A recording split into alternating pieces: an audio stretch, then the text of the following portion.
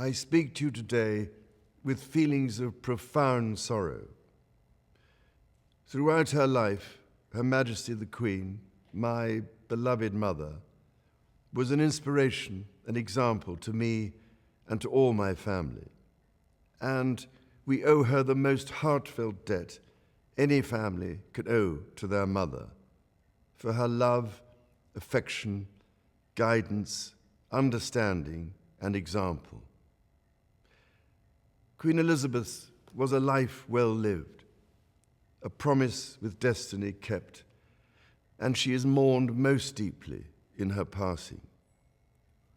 That promise of lifelong service I renew to you all today.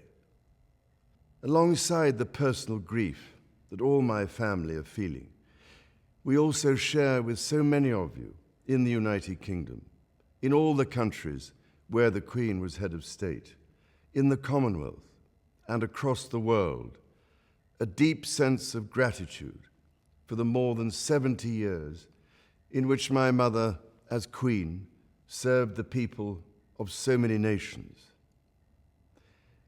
In 1947, on her 21st birthday, she pledged in a broadcast from Cape Town to the Commonwealth to devote her life, whether it be short or long, to the service of her peoples. That was more than a promise. It was a profound personal commitment which defined her whole life. She made sacrifices for duty. Her dedication and devotion as sovereign never wavered through times of change and progress, through times of joy and celebration, and through times of sadness and loss.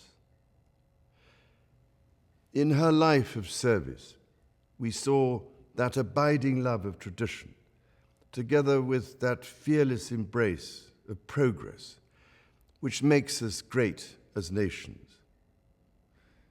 The affection, admiration, and respect she inspired became the hallmark of her reign. And as every member of my family can testify, she combined these qualities with warmth, humor, and an unerring ability always to see the best in people. I pay tribute to my mother's memory, and I honor her life of service. I know that her death brings great sadness to so many of you, and I share that sense of loss beyond measure with you all. When the Queen came to the throne, Britain and the world were still coping with the privations and aftermath of the Second World War, and still living by the conventions of earlier times. In the course of the last 70 years, we have seen our society become one of many cultures and many faiths. The institutions of the state have changed in turn. But through all changes and challenges, our nation and the wider family of realms, of whose talents, traditions, and achievements I am so inexpressibly proud, have prospered and flourished. Our values have remained and must remain constant.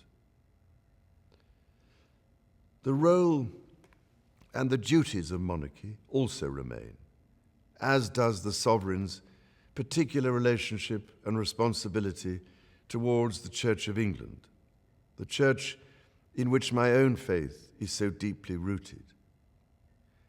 In that faith and the values it inspires, I have been brought up to cherish a sense of duty to others and to hold in the greatest respect the precious traditions, freedoms, and responsibilities of our unique history and our system of parliamentary government. As the Queen herself did with such unswerving devotion, I too now solemnly pledge myself throughout the remaining time God grants me, to uphold the constitutional principles at the heart of our nation. And wherever you may live in the United Kingdom, or in the realms and territories across the world, and whatever may be your background or beliefs, I shall endeavor to serve you with loyalty, respect, and love, as I have throughout my life. My life will, of course, change as I take up my new responsibilities. It will no longer be possible for me to give so much of my time and energies to the charities and issues for which I care so deeply. But I know this important work will go on in the trusted hands of others. This is also a time of change for my family. I count on the loving help of my darling wife, Camilla.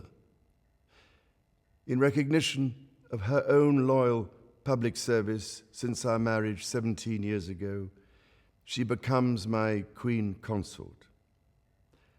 I know she will bring to the demands of her new role the steadfast devotion to duty on which I have come to rely so much. As my heir, William now assumes the Scottish titles which have meant so much to me. He succeeds me as Duke of Cornwall and takes on the responsibilities for the Duchy of Cornwall, which I have undertaken for more than 5 decades.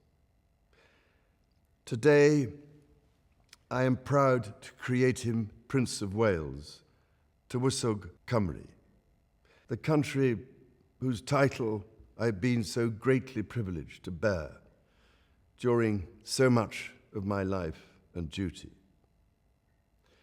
With Catherine beside him, our new Prince and Princess of Wales will, I know, continue to inspire and lead our national conversations, helping to bring the marginal to the centre ground, where vital help can be given. I want also to express my love for Harry and Meghan as they continue to build their lives overseas. In a little over a week's time, we will come together as a nation, as a Commonwealth, and indeed a global community, to lay my beloved mother to rest. In our sorrow, let us remember and draw strength from the light of her example. On behalf of all my family, I can only offer the most sincere and heartfelt thanks for your condolences and support. They mean more to me than I can ever possibly express. And to my darling Mama, as you begin your last great journey to join my dear late Papa, I want simply to say this: thank you. Thank you for your love and devotion to our family and to the family of nations you have served so diligently all these years. May flights of angels sing thee to thy rest.